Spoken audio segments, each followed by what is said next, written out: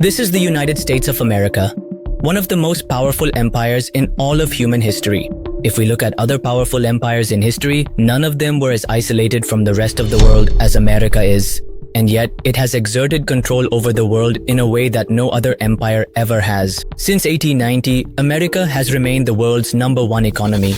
Despite having only 5% of the world's population, it controls nearly 30% of the world's wealth and resources.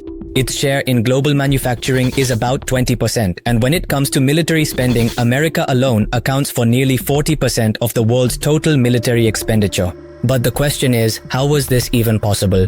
The biggest secret factor behind this is its unique geography.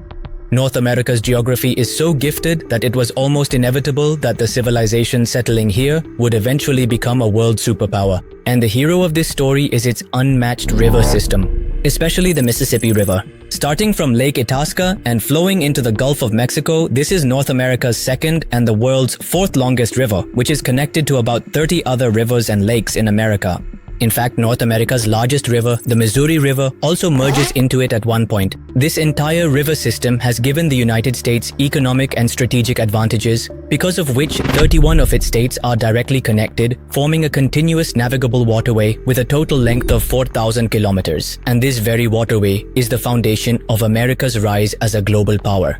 The real strength of the Mississippi River is not just its length and width, but rather its navigability. That is, the flow and width of its waters are so perfect that all kinds of ships can travel here without any obstacles. If any ship enters it from the Gulf of Mexico, it can reach directly to America's northern border. Such rivers prove to be game changers for generating economic activity in any country because compared to rail and road, water transport is not only easier but also 10 to 30 times cheaper. This is why the factories and agricultural farms located along the Mississippi River are able to export their products to the rest of the world very easily and at a low cost. Because of this one river, around 1.2 million jobs have been created throughout this entire region. And since many other major rivers are connected to it, a lot of American cities automatically become port cities from where goods are shipped to the global market.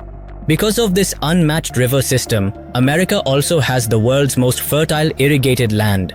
The warm and dry climate on the west side is perfect for wheat production, while the humidity on the east side is ideal for corn and soybeans. That's why America is the world's largest corn producer, the second largest soybean producer, and the fourth largest wheat producer, and 92% of its agricultural exports depend solely on this river system. And as a result, the Mississippi River generates nearly $345 billion in trade every year.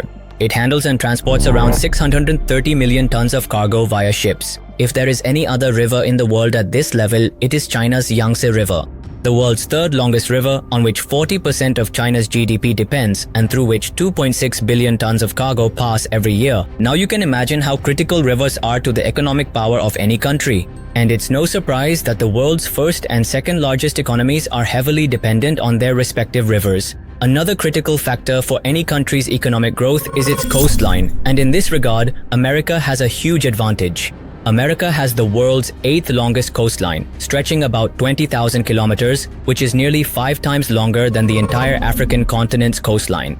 The difference is that Africa's coastline has many islands and natural barriers that block shipping routes, whereas America's coastline is mostly open and accessible. And most importantly, America has coastlines on both the Pacific and Atlantic Oceans. This means that on one side it gets direct trade routes to Asia and on the other side to Europe and Africa without having to pay tolls, fees or taxes to any third country. This very geographical advantage sets it apart from and makes it unique compared to all other superpowers in history.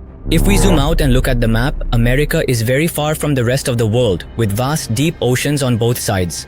If you look from the west side, there is the Atlantic Ocean, which is 5,000 kilometers wide between it and Europe and Africa, and from the east side, there is the Pacific Ocean, which is almost 10,000 kilometers wide between it and Asia.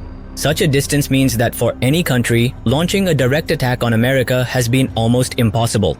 An example of how difficult it is to attack via the sea is the Germany-UK scenario of 1940. Even after conquering Central Europe, Hitler cancelled his plan to attack the UK, and that was simply because his army wasn't confident about crossing the 33-kilometer wide English Channel. Now just imagine, America is thousands of kilometers away from the rest of the world. This is the very reason why, for 2 centuries, America has been safe from any foreign invasion. Yes, in today's times, countries like North Korea and Russia do have such advanced missiles and weapon systems that can target America. But that's an entirely different geopolitical game. When talking about America's weaknesses, it's important to mention a strategic vulnerability of the Mississippi River, and that is Cuba.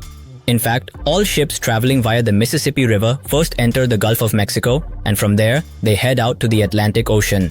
Cuba lies directly in the path of this route. If Cuba somehow blocks this point, it could deliver a major blow directly to the American economy. Cuba might not be able to do this on its own, but if another world power uses Cuba, the situation could be very different. In 1960, this almost happened when the Soviet Union began deploying nuclear missiles and troops in Cuba.